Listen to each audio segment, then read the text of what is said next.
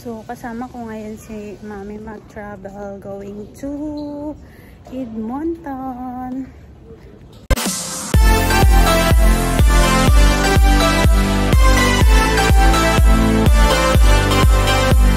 Good morning guys! Today our flight going to somewhere. Bye-bye! Tapos na ako ah.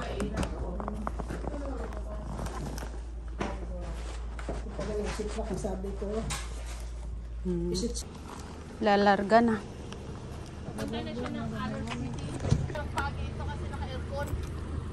Naka-aircon sa loob? Ate Linda, bye-bye! Bye! See you! See you! Dito lang ang supply.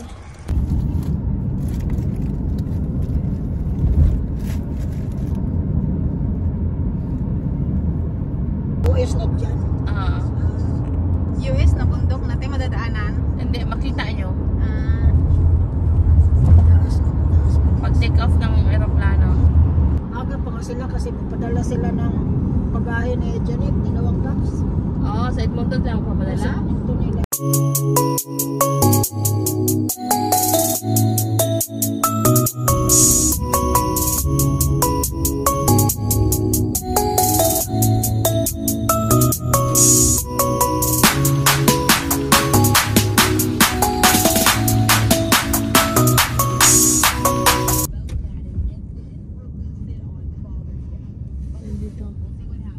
Doon yata tayo nag-parking nun sa may G ba yun?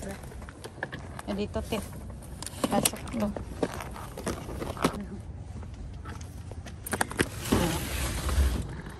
Saan mo, be?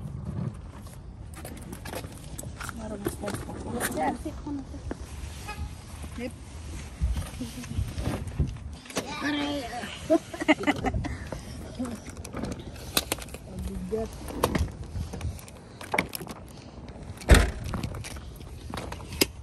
Ayun na nga sila.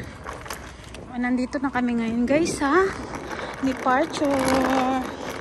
Ayan guys, nakapag-check-in na tayo ng ating luggage. So maaga pa naman. So, maglakad-lakad muna kami dito sa airport.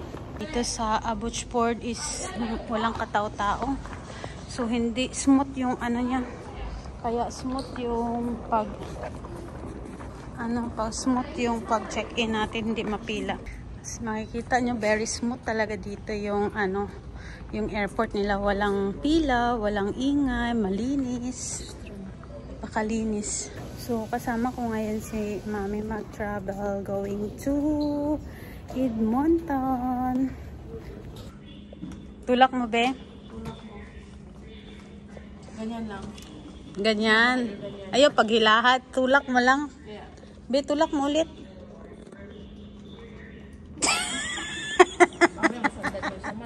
Oh, balik. Ganyan. 'Di ba, ma? Hindi mahirap. Hindi mahirap. Hindi.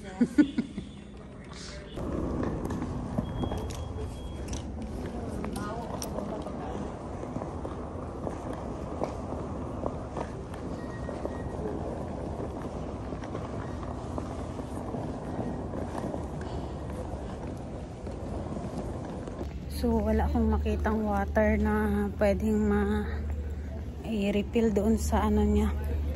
So, ang gagawin na lang natin is bibili tayo ng water dito sa loob. Tapos na kami makapag-check-in. So, mag-antay na lang kami ng time para sa 8:05 pa naman ang niya. 8:05 pa naman ang boarding. So, bago mag-boarding, kailangan si Mami makainom ng gamot. Kaya maghanap muna tayo ng tubig dito na pwede niyang inumin. Ay, ewan ko ito kung pwede ito repilan.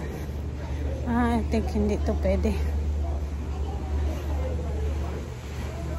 Para lang to sa okay. Automatically. Okay. I'll come back. Pila natin yung jar ni Mami para makainom siya ng gamot. So, hanap tayo ng tubig dito. refill station. Meron din sila dito guys na refill station.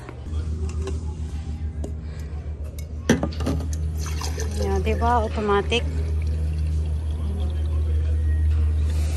Ay, mapaw na. Ayun.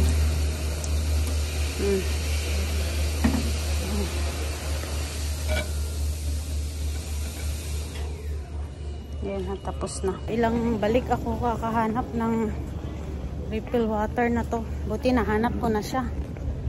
So, kasi kailangan na ni Mami uminom ng gamot bago kami mag-flight. So, nakahanap na ako guys ng water. Maganda yung airport nila dito. Napaka-silent, smooth. Kaya hindi ako pwedeng mag-ingay. Tsaka yung flight dito is on time ta. On time yung flight. Inom ka na ng gamot? Iinom ka na? Sutso pa? Bago mag-eat, pwede siguro inumin mo mas maaga? Pwede kang uminom 5 minutes before flight? Eh kasi 8:05 boarding na tayo. Boarding na kami. Boarding na yan. Si Mami. Hello. Boarding.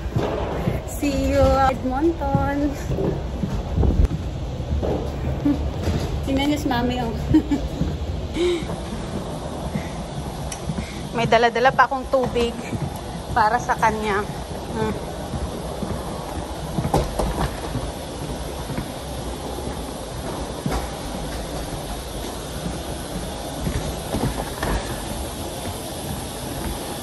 Hello. Hi. Good morning. Saan po? 7F po at saka 7E, so that will be on your left side po. Okay, thank you. Kabayan pala yun siya, guys. Okay. Ay, hindi natin makita yung ano 7E. Okay. Ay, so sorry. Ang tamo pa. So, ayan na guys. Nandito na kami sa loob ng airplane. Nakapag-arrange na rin ako ng aming mga luggage doon na hand carry. Nilagay ko na sa taas. May stewardess dito na kabayan pala siya kanina yung nag-assist sa amin. Yun nga sabi ng stewardess, si Mami kasi guys siya, meron siyang wheelchair pagdating doon sa Edmonton. So, nag-request kami ng wheelchair para sa kanya kasi nga senior citizen na siya. So, ang sabi sa amin ng steward is pagdating doon, palabasin mo na lahat ng mga pasahero tsaka kami lalabas. At nandun na yung wheelchair mag-aantay sa amin sa pagbaba niya. Ayun. Ayan, nag-seatbelt na rin kami to make sure. Mami, seatbelt. Larger bags. If you do have any second personal items or soft-sided bags, backpacks, purses, and your coats, please throw that under the seat right in front of you once you get into your... Nasa window kami guys, nakaupo. Pero may araw yung window namin. So, hindi pa rin namin makikita yung nasa labas. Pero i-try pa rin natin na masilip yung labas. Excited ka na makarating ng Edmonton. 1 hour and 30 minutes. 1 hour and 30 minutes at yung biyahe namin. Sabi ko kay Mami, excited ka bang makarating ng Edmonton? Sabi niya, hindi. Ilang balik na kaya ako sa Edmonton. So, parang ako pala ang excited, hindi siya. So, 1 hour and 30 minutes yung biyahe namin papunta doon. So, yung time guys ng Edmonton tsaka dito is different na mas nauna sila ng 1 hour. So, ngayon nasa 9:20 AM. So, doon sa Edmonton is 8:20 AM. So, nauna pa sila ng 1 hour.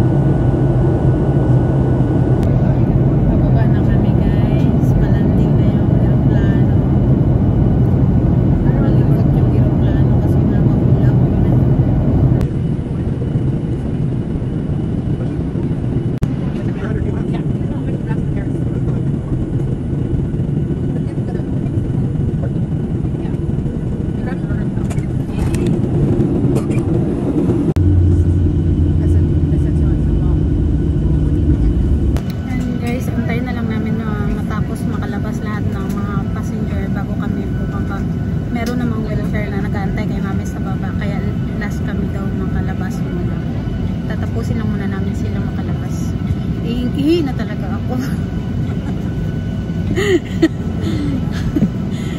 Sobrang ihi na talaga ako, pero kailangan pigilan.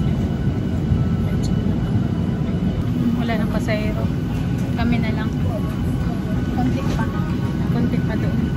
Antay na lang namin matapos lahat ng pasahero makalabas.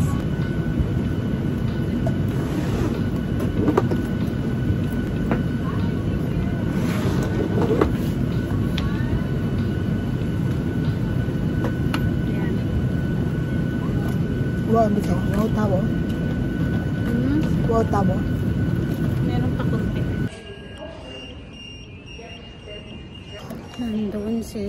Nandun si Mami sa harapan. Nakaupo siya katabi yung ng shuttle. Nandun siya nakaupo. Ayun.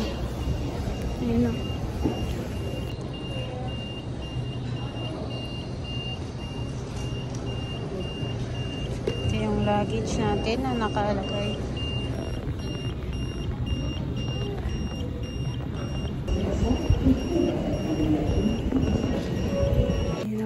Finally, nakapag-washroom na rin kami ni Mami. Diyos ko Lord, sobrang laki at haba ng airport din nila dito sa Edmonton. Subuti lang talaga may shuttle na masakyan para sa kanya. At saka meron siyang wheelchair. Wheelchair ko siya. Tinulak ko siya papunta ditong washroom, guys. Para mapabilis. Ayan. Ayan, pupunta kami sa baba. Miss Mami, oh. Ayan na. Tinatulak siya.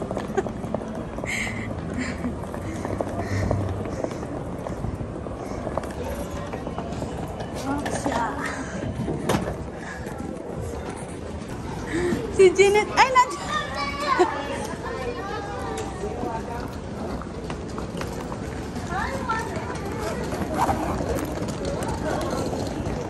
Thank you so much. Oh my God. Hello, Kuya. Taba. Oh my God. Lusog-lusog din. Pa sila mag-pick up ng luggage namin. Kasi nag-CR pa kami. Ay, dito na kami sa Edmonton. Wala siya. Ha? Mahaba. Naipadala niyo na yung box niyo, Net. Ay, may bakante naman na siguro yan. Maganda pa lang, may cover siya eh. Oo, siyempre kala ko walang... Pag naglipat bahay ka, ano yung mga kinagawin? May mga gym ka dyan. Sa luggage ni Mami, sa pulang luggage.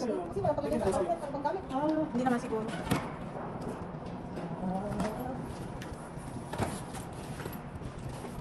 May mga gym pa siya. Diyan nakalagay yung litson niya eh. Oo.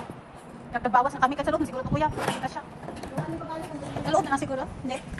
Malapad naman sa loob, tapos loob, di ba katao doon? Oo, kasi si Janet sa harap na yun. Just...